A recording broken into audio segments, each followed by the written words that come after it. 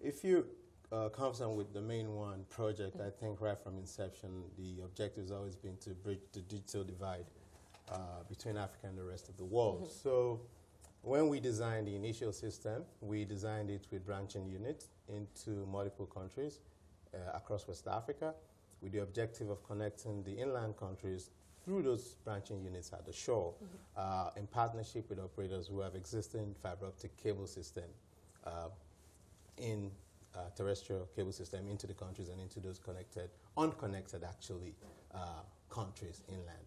So we have 6 of those branching units. The first one is out of Tenerife. The second one is in Morocco. Third one is in Dakar. It points towards Dakar. The fourth one points towards Abidjan, Cote d'Ivoire.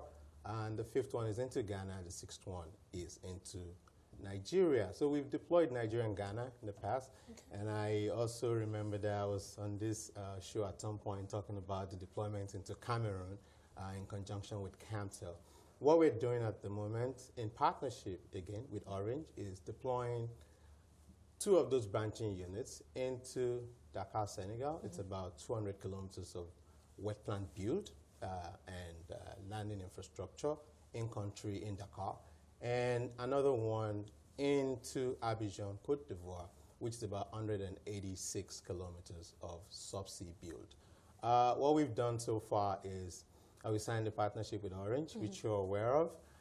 We've also signed a vendor contract with Tyco, who designed and deployed the initial system that we have. We're deploying this as well after a very thorough RFP process, I must say.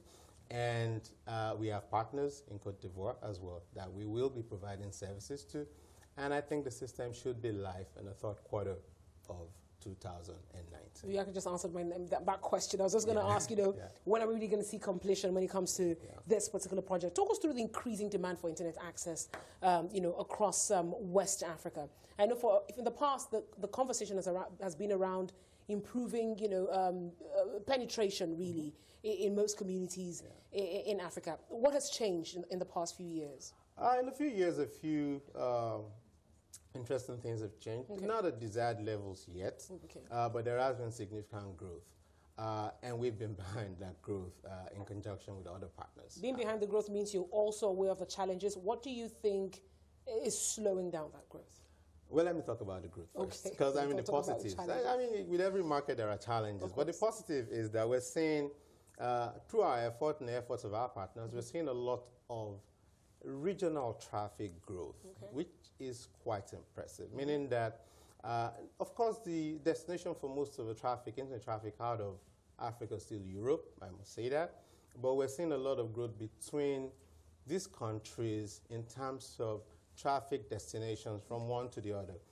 It does speak volume to the level of regional integration that we're seeing, economic, social, cultural, but it also gives a sense of how we're getting, I mean, maybe I should call it broadband inclusion for a lot of the countries that are not actually shore-end countries, inland countries. So we have services across 9 countries at the moment without adding Senegal and Cote d'Ivoire to it. So we're able to provide services to customers in Burkina Faso, in Chad, in Cameroon, in Niger, as far away as that. But this also shows that there's a lot more awareness, I think, driven by social media and mobile networks. People are getting a lot more closer to the internet, and it's a lot more affordable than it used to be a few years ago. But it is not there yet. Right. Now, talking about the challenges, I think what we're doing with Orange in Cote d'Ivoire and Senegal demonstrates the trend, the ongoing trend for most of the large networks to see partnership as the way to go and shared infrastructure as the way to go in deepening penetration and reducing cost of services to consumers. So that's a major paradigm shift in terms of the way services are delivered.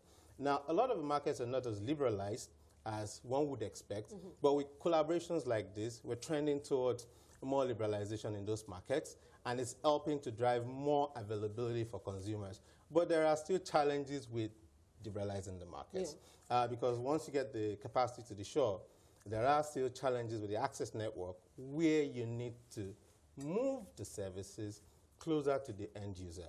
We will continue to work with a lot of these providers, but that's a major challenge and it pervades all of the region. Better in some countries than others, because in Ghana... But it can be resolved, yes? It is being resolved. I mean, that's why you're seeing the growth that we currently have at the moment. But it's a lot more can be done with policies, with more collaborations like the one we're doing with Orange. I think the markets would continue to see more and more inroads into consumers. Let's talk about those policies and what you think should be reviewed now, really. I mean, if we are going to take that leap. Okay. To be honest, it's more and more liberalization of access, infrastructure. Okay. So infrastructure, I mean, that's a major challenge. It's a major challenge, and the reality is trying to resolve it alone as an operator brings cost and brings duplication. When you resolve it in partnership with collaborating operators, it reduces the cost. But then there's also the bottleneck of working through government institutions who, in certain cases, or in most cases, needs to give you access. Because I was really going to ask that question. Now, when you say partnership, is it with the private sector now or with the government? Not just private sector. It's, of course, it's provide that infrastructure. It is both ways. I mean, if there's a willingness on the part of the private sector to collaborate, you also need the government's buy-in to make access to some of the, critical assets, the right-of-ways, to be able to build this infrastructure that would connect the end user to the services. Talk about right away, that's still a challenge, really? It is a challenge. But then I guess the government would really have their reasons, let me put it that way. But let me just ask about this field, really. I mean, there are communities that haven't been reached yet.